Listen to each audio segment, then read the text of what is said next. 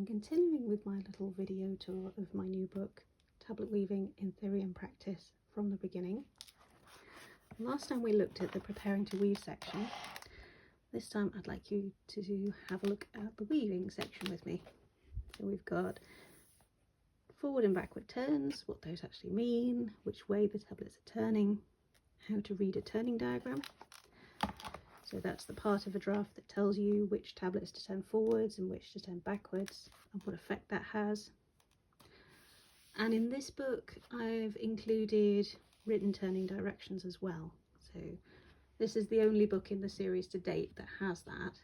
I wanted to put that in to make it a little easier to see how this diagram relates to what your hands are actually doing. And we've got a bit on correcting a tablet if it's not in the right position, as well as thinking about what effect a turn has on what happens in the band. I've got reducing the width of a large draft, so if you've got something very big that's overwhelming you, you can turn it into something rather smaller that's easier to deal with. And a bit more on the different creators and the way they use turning diagrams.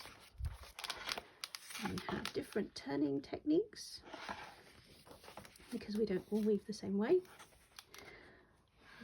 Starting a band, so starting on a new bit of weft, passing the shuttle through the shed and beating the weft into place with the shuttle, and the various effects that it has depending on how hard you beat the weft.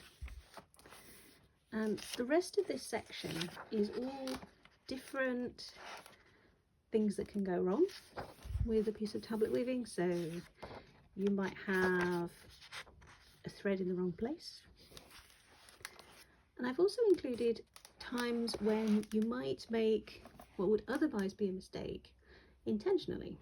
So here it's a technique called warp floats, where the tablets have been turned in single turns, forward, backward, and you get long floating threads across the top and bottom of the band. You can use that to create effects.